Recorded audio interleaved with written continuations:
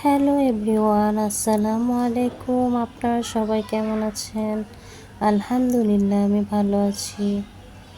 প্রতিদিনের মতো আবার একটি নতুন ভিডিও নিয়ে চলে আসলাম আপনাদের মাঝে। আমি মনিরামু। এই যে সকালবেলা আমি নাস্তা বানাতে চলে এসেছি। এখানে আমি বানিয়ে নিচ্ছি পোলা রুটি। আমি লবণ দিয়ে আটাটাকে গুলিয়ে নিয়েছি পাতলা করে, গুলিয়ে তারপরে রুটিটা বানিয়ে নিচ্ছি। শর্টকাটে এভাবে বানানো যায় রুটি বেলা ঝামেলা ছাড়া, বা দোসার মতো দোসা যেভাবে বানায় মানুষ চালের গুঁড়ি দিয়ে, সেটাই আটা দিয়েও দোসাও বলা যায়। তো এটা দিয়ে গরুর মাংস দিয়ে খেতে অনেক মজা লাগে। এই যে সবগুলো রুটি বানিয়ে নিয়েছি আমি। তো সকালবেলা ঘুম থেকে উঠি যে দেখি যে বৃষ্টি হয়েছে, তো ভাবলাম একটু খিচুড়ি রান্না করে নেই, কিন্তু ঘরে কোনো মশলা ছিল না। তো এখানে যে রসুনটা ছুলে তারপর আমি ব্লেন্ড করে নিয়েছি, আদা ব্লেন্ড করে নিয়েছি, আদা অল্প একটু ছিল। তো আমি এইভাবে আদা আর রসুন রাখি যাতে সবসময় এরকম কালারটাই থাকে। তো আমি সয়াবিন তেল আর লবণ দিয়ে তারপরে মিক্স করে এটা ডিপে রেখে দিব। এভাবে রেখে আপনারা অনেকদিন খেতে পারেন, তাহলে যেরকম কালারটা সেরকমই থাকবে, কালারটা নষ্ট হবে না। তো এই যে এখানে চলে আসলাম রান্না বসাতে। আমি গরুর মাংসগুলি ধুয়ে নিয়েছি। গরুর মাংসগুলো পাতিলাতে দিয়ে দিলাম। এখন দিয়ে দিচ্ছি আমি পেঁয়াজ কুচি। হাতে মাখিয়ে গরুর মাংস রান্নার টেস্টে তো আলাদা, সবাই তো জানেন। আমি সব সময় হাতে মাখিয়ে গরুর মাংস রান্না করি, আমার এতে অনেক ভালো লাগে। এই যে আমি এখানে রসুন বাটা দিয়ে দিতেছি। যার যার মাংসর অনুযায়ী সবাই মশলাটা দিয়ে দেবেন। আমি আমার পরিমাণ মতো মশলা দিয়ে দিচ্ছি। এখানে রসুন বাটাটা দিয়ে দিলাম। এখন দিয়ে দিচ্ছি আমি আদা বাটা। এইভাবে মাখিয়ে রান্না করলে অনেক সুন্দর, মাখানোর সময় খুব সুন্দর একটা ঘ্রাণ আসে, ভালো লাগে।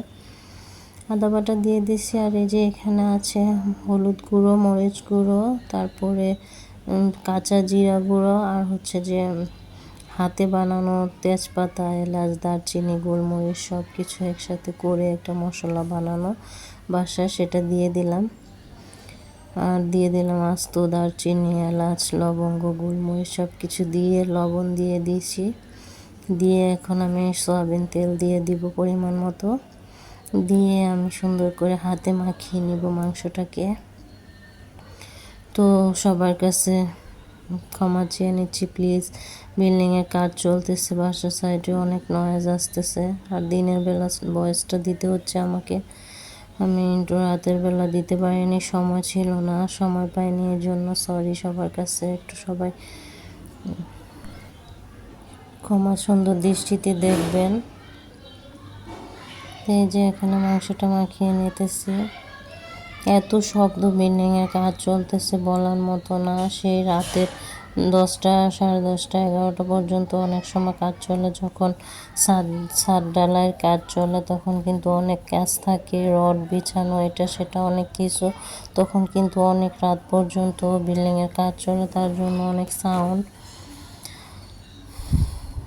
তো আমার ভিডিওটি এই পর্যন্ত, যারা এখনও আমার সাথে আছেন প্লিজ সবাই একটি লাইক করে দিবেন, ভালো লাগলে সাবস্ক্রাইব করে পাশেই থেকে যাবেন। তো এখানে এই যে খিচুড়ি রান্না করে নিব, পাতলা খিচুড়ি। তো এখানে আমি ভাতের চাল আর মুসুরির ডাল আর মুগ ডাল নিয়ে নিয়েছি। নিয়ে ধুয়ে তারপর আমি রান্নাটা বসিয়ে দিব। আর এই যে এখানে মাংস কষিয়ে নিতেছি, মাংস থেকে পানি উঠেছে,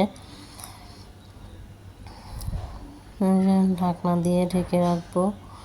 আর এই যে এখানে খিচুড়িটা বসিয়ে দিয়েছি পরিমাণ মতো পানি দিয়ে। এখন দিয়ে দিচ্ছি আদা রসুন বাটা। অনেকভাবে রান্না করা যায়, আমি পাতলা খিচুড়ি এইভাবেই রান্না করি। এক একজনের রান্নার স্টাইল এক এক রকম। তবে খিচুড়িটা খেতে অনেক মজা হয়েছিল, অসাধারণ ছিল।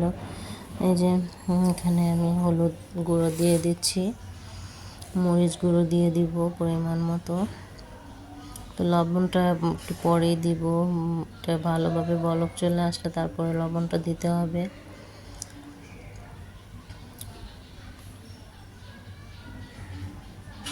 তো এই যে বলক চলে আসছে, এখন আমি লবণটা অ্যাড করে দিব। প্লিজ সবাই ভিডিও কেটে কেটে দেখবেন না, পুরো ভিডিওটা সবাই দেখে নেবেন। আমি সবার পুরো ভিডিও দেখি, কেটে কেটে দেখি না। কেটে কেটে দেখলে আপনারও ক্ষতি হবে, আমারও ক্ষতি হবে। তো সবাইকে একটু সাপোর্ট করবেন। আমিও আপনাদের সবাইকে সাপোর্ট করি।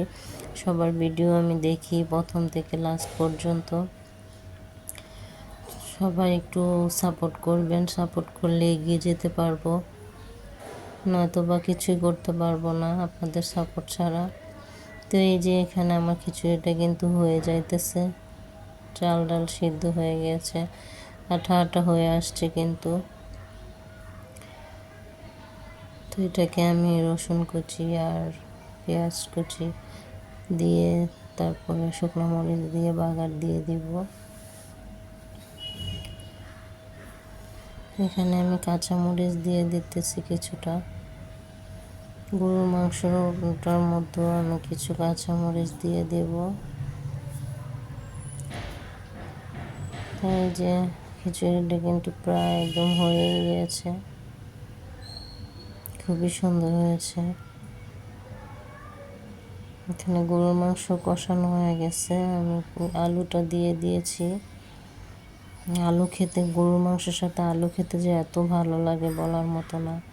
আর আস্ত 2টা রসুনও আমি দিয়ে দিয়েছিলাম সাথে, রসুনটাও খেতে অনেক ভালো লাগে। আর থালা বাটিগুলো ধুয়ে রেখে দিয়েছি। কিন্তু এখানে চলে আসলাম আমি খিচুড়িটা বাগার দিতে। তেল দিয়ে দিয়েছি, দিয়ে এখন আমি শুকনো মরিচ দিয়ে দিলাম। শুকনো মরিচটা একটু হালকা ভেজে তারপরে আমি দিয়ে দেব পেঁয়াজ রসুন কুচি। পেঁয়াজ রসুন কুচিটা দিয়ে দিয়েছি। এখন ভালোভাবে হয়ে গেলে এই যে বাগারটা দিয়ে দিচ্ছি আমি ভেজে, তারপরে পাতিলে দিয়ে দিলাম, খিচুড়িটার মধ্যে ঢেলে দিলাম। এখন এটাকে ভালো করে মিক্স করে নিব।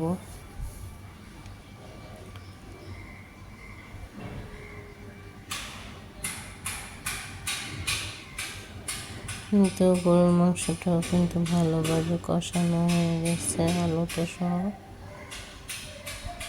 খিচুড়িতে আমি একটু ঘি দিয়ে দিচ্ছি, তাহলে ফ্লেভারটা ভালো লাগবে।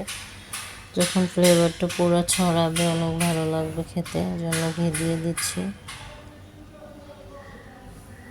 এখানে যে গরুর মাংসতে আমি ঝোল দিয়ে দিলাম, দিয়ে ভালোভাবে আমি